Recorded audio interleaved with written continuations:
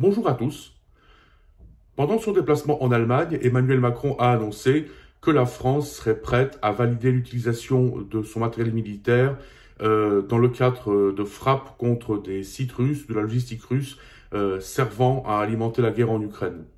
Alors, il faut rappeler qu'aujourd'hui, donc le front principal de la guerre en Ukraine se trouve du côté de Kharkiv.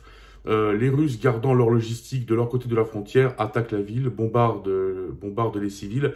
Alors, pourquoi est-ce qu'ils bombardent les civils? Tout simplement pour les faire fuir. En fait, les Russes, ils voudraient arriver à une situation où la ville est vide ou quasiment vide pour pouvoir la prendre sans trop de pertes. Et c'est pour ça qu'ils bombardent la population civile pour la terroriser, la forcer à fuir.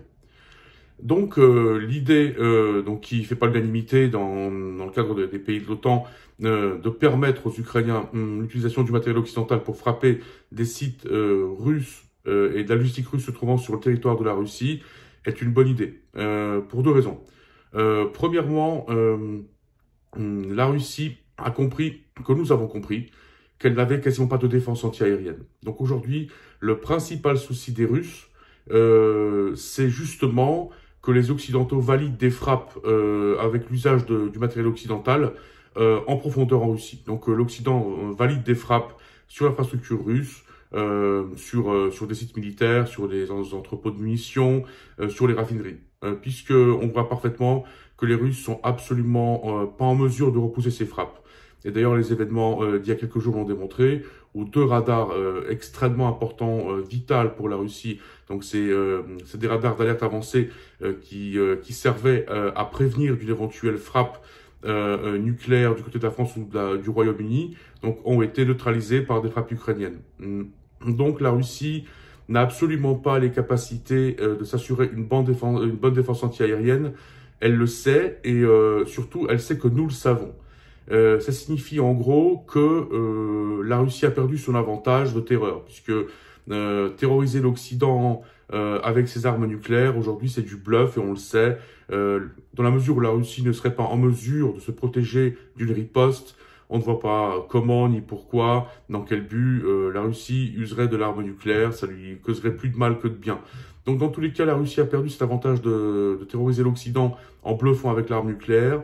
Elle n'a pas les capacités aujourd'hui de s'assurer une bonne défense anti-aérienne, donc c'est effectivement la solution que d'aller frapper sur des sites en Russie, justement pour les forcer à reculer en Ukraine.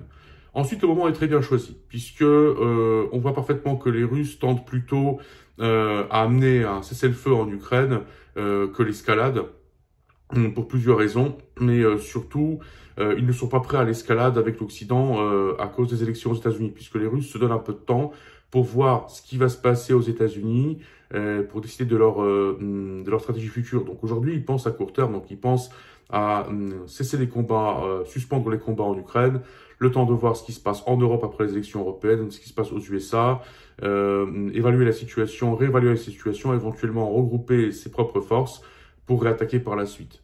Mais aujourd'hui, la Russie ne veut pas d'une escalade, donc ce serait vraiment le bon moment pour contre-attaquer, sachant que en Ukraine, la Russie est vraiment dans l'impasse. La Russie s'est enlisée en Ukraine et aujourd'hui, elle ne va pas vraiment comment s'en sortir. Alors, pour plusieurs raisons. Premièrement, il faut bien voir que la Russie n'a jamais pensé l'agression de haute intensité sur l'Ukraine, donc telle qu'elle a menée le 24 février 2022, comme une guerre. Et ça devait bel et bien rester une opération spéciale. C'est une opération qui devait durer 4 à 7 jours au maximum, sûrement pas des mois, sûrement pas des années. La Russie n'était pas prête du tout à une guerre longue, et aujourd'hui elle se retrouve à en faire une, donc ça dépasse tous les scénarios que les Russes ont pu imaginer. Alors comment les Russes pensaient, ou surtout comment la partie du Kremlin qui a validé cette opération pensait à cette intervention? En gros, ce qui se disait, c'est qu'ils arriveraient en quelques jours à faire chuter le président Zelensky à Kiev, donc qu'ils prendraient le pouvoir en Ukraine, et que les sanctions occidentales ne dureraient pas, parce que l'Occident, de leur point de vue, allait râler quelques mois, et ensuite ce serait comme après l'annexion de la Crimée, donc en gros il y aura des sanctions symboliques, mais tôt ou tard, quelques mois plus tard, tout le monde passera à autre chose, parce qu'il y aura d'autres crises, et qu'en fait tout le monde passera à autre chose. Mais il est probable que ce serait passé comme ça, si les Russes étaient arrivés à prendre l'Ukraine en quelques jours, au moins à faire chuter le gouvernement et le président Zelensky en février 2022. Mais ça ne s'est pas passé comme ça, pour deux raisons. La raison principale, c'est que les Russes n'ont absolument pas calculé les capacités de défense ukrainiennes, surtout la capacité des civils à résister. En fait, ils s'attendaient à rencontrer très peu de résistance, c'est tout le contraire qui s'est passé. Donc ça, c'est une erreur qui a été faite, une erreur stratégique, donc qui leur a coûté la victoire en février 2022. Ensuite, comme on le sait, il y a eu des erreurs qui ont été faites au niveau militaire, donc ça c'est un autre sujet. Mais la raison principale qui n'a pas permis à la Russie de prendre l'Ukraine en 2022, c'est parce qu'ils ont complètement sous-estimé la capacité à résister des civils et des Ukrainiens. Et on le sait, dans ce genre d'opération, ce qui est crucial, c'est les premiers jours. Si on commence à s'enliser la première semaine, on sait que l'opération se transformera en guerre et que ce genre de guerre peut durer. Donc les Russes se sont enlisés en Ukraine, ce qui n'a pas été prévu. Et à partir de là, ils sont passés au plan B, donc à la guerre d'usure. Donc d'une part, ils sont passés au plan B, à savoir donc la prise du Donbass. Et d'autre part, ils sont passés à la guerre d'usure. Donc, comment les Russes avaient pensé l'opération à l'origine qui devait durer quelques jours. Donc, d'une part, faire chuter, comme je le disais, le gouvernement ukrainien et le président Zelensky. D'autre part, prendre le Donbass. Donc, du coup, avoir les ressources du Donbass sans trop de pertes. Ça ne s'est pas passé comme ça.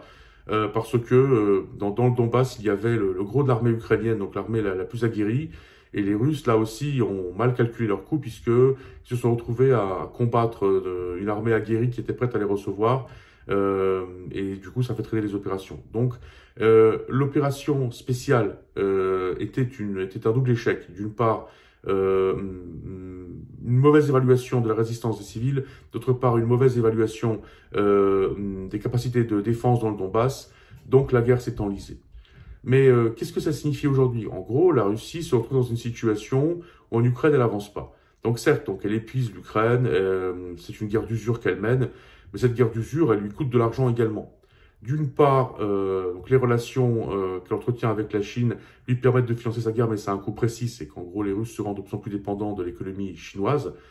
Mais d'autre part, aujourd'hui, la Russie le sait, elle n'arrivera pas à rentabiliser la guerre en Ukraine. Pourquoi?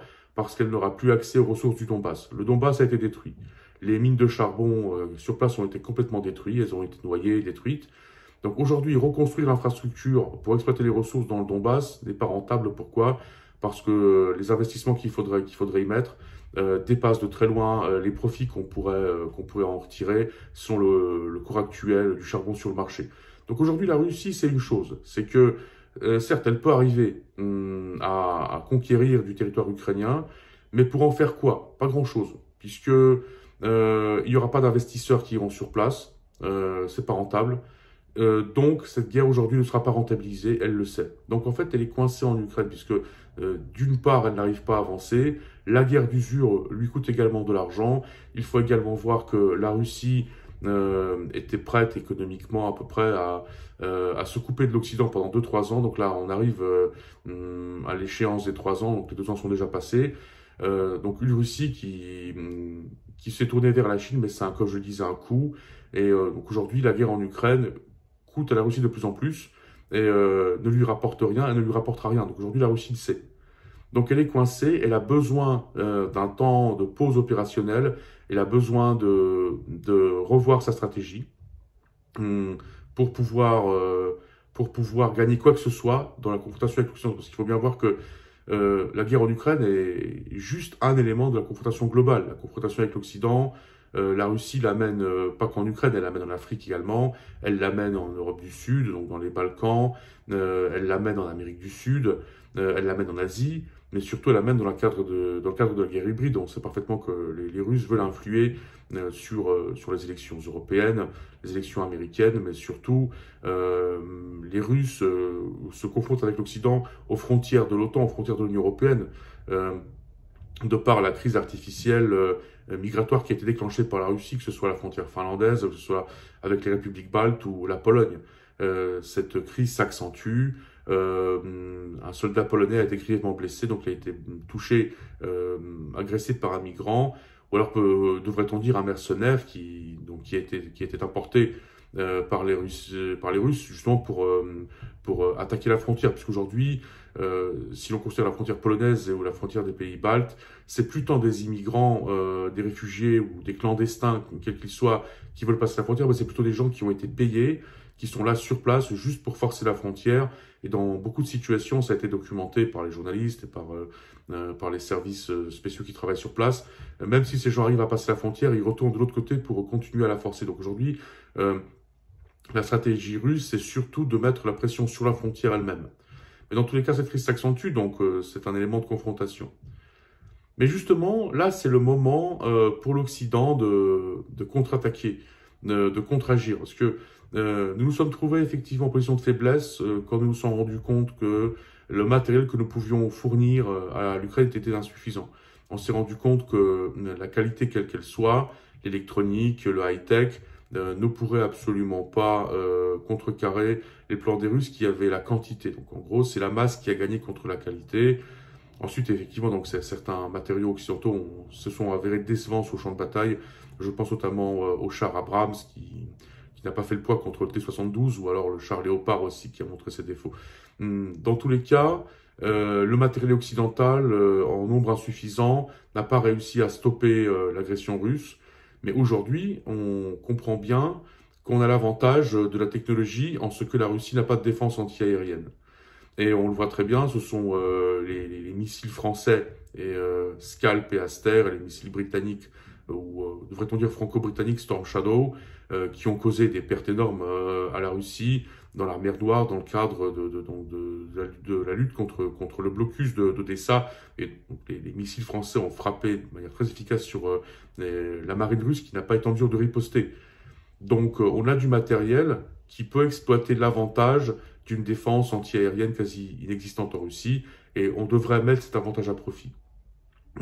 On sait également que les Russes ne sont pas prêts du tout à l'escalade maintenant, puisque dans leur stratégie à court terme, ils attendent de voir ce qui va se passer en Occident, que ce soit les États-Unis ou l'Europe. Donc ils n'ont pas du tout intérêt à mettre en place l'escalade dans un avenir proche, surtout qu'ils ne peuvent pas se le permettre. Ils ne peuvent pas se le permettre, pourquoi? Parce que en ripostant avec des attaques en Occident, à coups de missiles, ils se mettent en danger d'avoir des ripostes qu'ils ne pourront pas repousser. Donc l'escalade est quasiment impossible. Alors il y aura sûrement une réponse russe d'une autre manière. En gros, il y aura plus d'attaques cybernétiques, il y aura sûrement plus de pression migratoire aux frontières de l'Union européenne, mais en gros c'est tout. Donc ce sont des menaces auxquelles nous sommes prêts à faire face, puisque nous les repoussons depuis 3 ans. Mais on n'a pas à craindre d'attaques russes directes, parce qu'aujourd'hui les Russes ne sont pas en mesure de contrecarrer des attaques occidentales sur leur territoire, justement, donc des frappes en profondeur contre la Russie. Mais cet avantage que nous avons va pas durer très longtemps. Donc c'est une fenêtre de tir qu'il faut utiliser là maintenant pour faire pression, parce que ce qu'il faut voir, c'est que la Russie est passée en économie de guerre. Donc quand on est passé en économie de guerre, à un moment donné, il faut lancer son armée quelque part. Et ce qui est aussi possible, c'est que les Russes se disent que pour débloquer la situation en Ukraine, il faut en créer une autre part. Donc en gros, tenter de tester les moyens de défense de l'OTAN. Comment faire? Par exemple, faire en sorte que la Biélorussie, de par une provocation, agresse la Pologne, les républiques baltes, et voir ce qui se passe. Si l'OTAN se défend efficacement, là du coup, les Russes font marche arrière. Si l'OTAN se défend mal, les Russes avancent. Comme je le disais, les Russes s'engouffrent toujours dans les brèches et ils vont aussi loin qu'ils sont en mesure d'aller. Donc c'est une possibilité, c'est une menace. Donc ça fait que nous sommes obligés de renforcer nos stratégies de défense, de renforcer nos frontières. Et donc il faut continuer à monter en puissance concernant donc les fabrications d'armes, de munitions, mais surtout il faut monter en puissance concernant le propre défense, notamment le European Sky Shield, donc le bouclier de fer européen, le bouclier anti-aérien. Mais le fait est que si nous n'utilisons pas aujourd'hui la fenêtre de tir que nous avons, nous allons quand même nous retrouver avec une guerre avec la Russie. Pourquoi? Parce que pour la Russie aujourd'hui, prendre que l'Ukraine, c'est plus satisfaisant. La Russie n'arrivera pas à rentabiliser cette guerre, comme je le disais, dans le Donbass, il n'y a plus rien à chercher. Donc aujourd'hui, la guerre en Ukraine, quelle que soit son issue aujourd'hui, ne satisfera pas les Russes, mais les Russes ont une règle, c'est qu'en gros, ils vont aussi loin qu'ils peuvent aller, comme je le disais. Donc si nous les stoppons, là maintenant, tout de suite sur le Dniepr, ils seront stoppés pour au moins quelques temps. Nous, ça nous permettra de nous renforcer, parce qu'il n'y aura pas, comme je le disais, et je le répète, il n'y a pas de solution pour créer une architecture de la paix en Europe avec la Russie. La Russie ne cessera jamais d'essayer d'étendre son influence en Europe. Donc de toute façon, il ne faut pas espérer bâtir une paix à long terme, mais on peut gagner 5, 10, 15 ans, justement en forçant la Russie à s'arrêter, justement en profitant de l'avantage qu'on a, à savoir que la Russie n'a pas de défense antiaérienne. D'ailleurs, l'histoire l'a montré, la confrontation polono-bolchevique en 1920 et 1921 a tourné à l'avantage de la Pologne. Donc la Pologne a affligé une défaite à la Russie, a fait que la Russie bolchevique n'était plus en mesure militairement de continuer ses opérations. Donc la Russie bolchevique de l'époque, puisque l'URSS a été créée un an plus tard, a dû céder. Mais la Russie bolchevique a cédé, mais 18 ans plus tard, elle est revenue à la charge.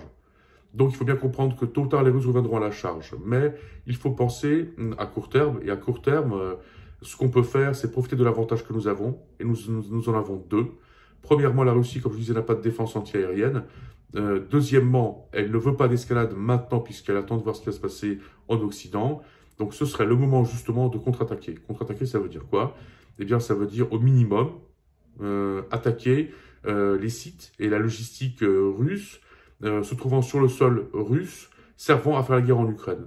Ça permettrait déjà de faire pression sur les Russes pour les forcer à signer un véritable armistice qu'ils seraient contraints de respecter, puisque l'Occident prendrait un avantage militaire.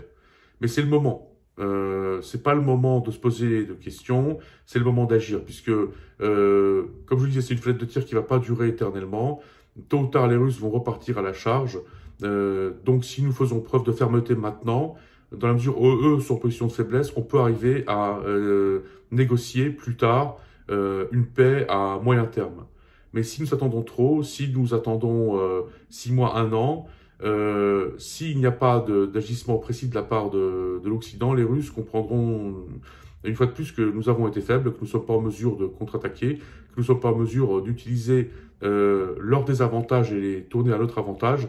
Et du coup, ils risquent de se sentir encouragés à attaquer le flanc est de l'OTAN. Donc aujourd'hui, si on veut prendre l'avantage, il faut contre-attaquer. Et en cela, ce que propose Emmanuel Macron, c'est la solution. Mais il faut le faire là tout de suite. Il faut que ça se passe là maintenant. Sinon, on perdra un temps précieux. Et perdre du temps précieux dans cette situation-là, c'est perdre l'avantage qu'on a. Et en perdant cet avantage-là, on peut de nouveau se retrouver en position de faiblesse qui fait que la Russie se sentira dans quelques temps encouragée, voire convaincue qu'elle peut de manière sécuritaire et de manière impunie attaquer le flanc est de l'OTAN. Donc, laisser faire la Russie, c'est l'encourager à faire la guerre. Si on peut utiliser un avantage, il faut l'utiliser. Et j'espère que ce sera fait. Donc, aujourd'hui, la solution que propose Emmanuel Macron, c'est la solution. Mais il faut la mettre en œuvre là tout de suite. Parce que si l'on suit l'indécision allemande ou italienne, on perdra cet avantage. Et à partir de là, peut-être que nous n'aurons plus une deuxième chance de garantir la paix en Europe pour au moins quelques temps. Et nous avons besoin de ce temps, justement, pour renforcer nos capacités de défense. Nous avons besoin de ce temps pour construire un bouclier de fer anti-aérien. Ça prendra au moins 5 ans, le temps qu'il soit efficace à minima. Nous avons besoin de temps pour renforcer nos moyens de production. Ce temps, on peut le gagner maintenant. Mais si on ne fait pas ce qu'il faut maintenant, dans quelques mois, il sera trop tard. Pour ceux qui estiment que cet enregistrement a une quelconque valeur, je vous invite à le liker. Ceux qui estiment que mon activité sur YouTube a une quelconque valeur, je vous invite à bien vouloir vous abonner à ma chaîne, à parler de ma chaîne à vos amis. Je reste à votre disposition pour toute question, ainsi qu'à la disposition des journalistes et des commentateurs pour ceux qui voudraient un commentaire concernant ce qui se passe donc en Europe centrale, orientale, en Ukraine, en Russie. Dans un avenir proche, je ferai d'autres films en français, en polonais, des films concernant ce qui se passe en Pologne, en France, en Europe, dans le monde. Pour l'heure, je vous remercie pour votre attention ainsi que du temps que vous avez consacré à cette vidéo et je vous dis à bientôt.